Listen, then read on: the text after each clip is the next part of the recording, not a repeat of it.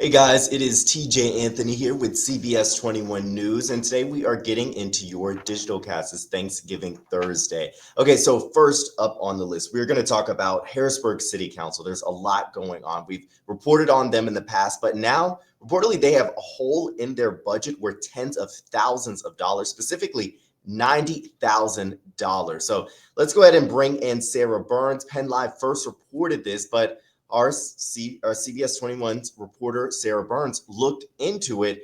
And Sarah, there's a lot of questions here, but definitely the number one is how did this even slip through the cracks? I mean, $90,000, that's a lot of money we're talking about.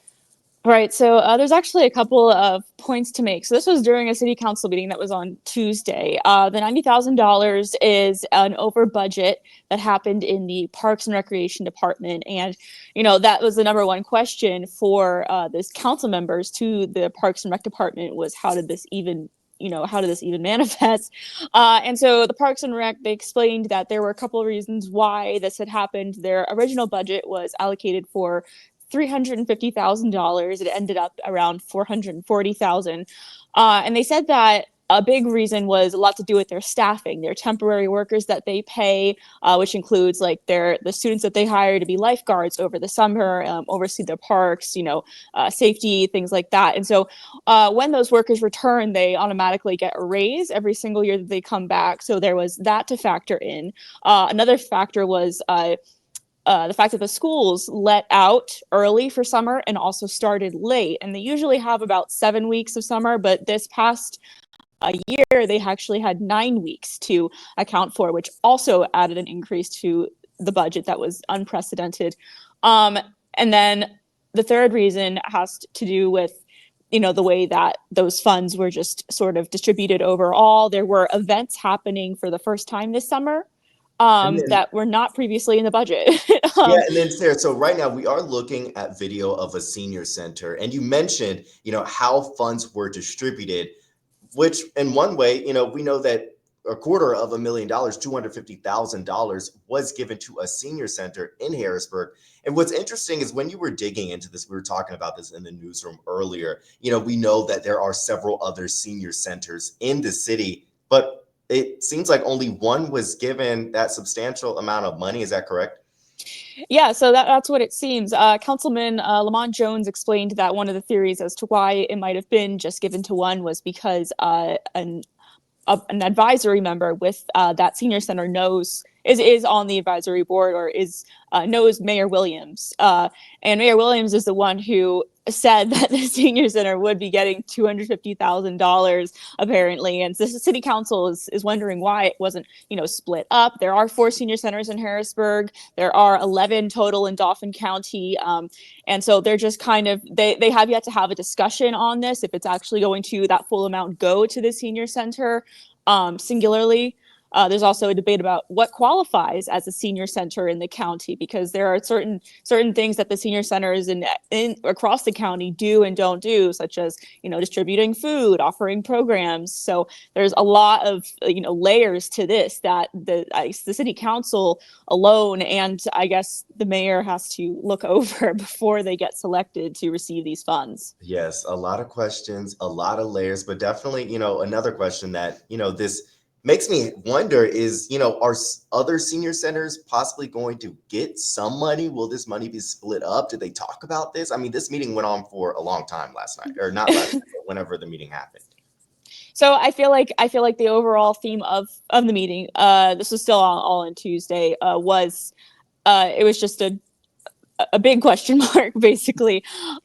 They said that the reason why they had sort of slipped this thing about the 250 being allocated in was because they didn't think that there was going to be another legislative session left. There is one in December, so hopefully they are going to be revisiting it to decide like where this is going to be going. I know that there's a couple people that they still have to talk to decide if it's all going to be going to the one senior center.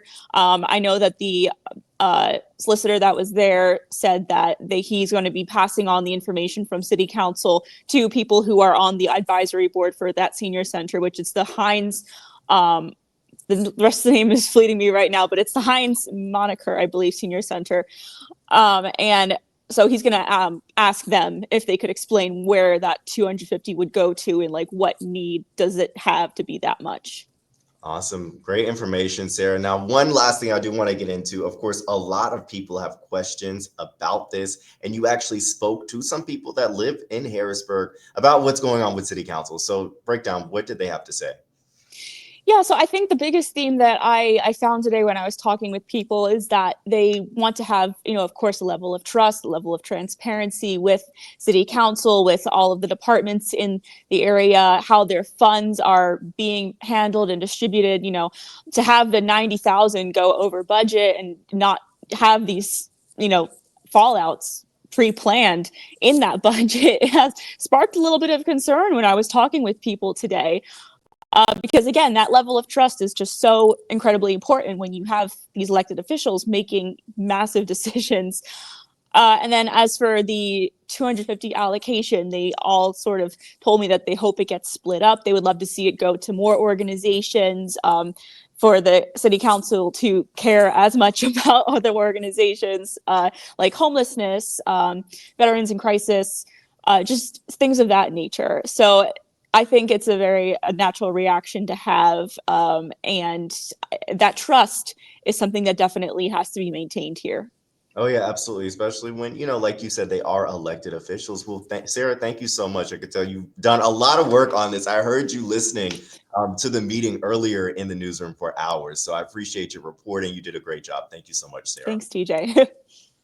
Okay, well, I do want to talk about something else that we got reports about. It's a Camp Hill man is now facing charges after allegedly stealing a trailer from a local business. So let's go ahead and pop up his mugshot so you can see who this man is. So here he is right here. Here's a look at our website. If you want to look at the full story, it's on cbs21.com. So his name is Ismail Bachar. He's accused of stealing and using a trailer for his business.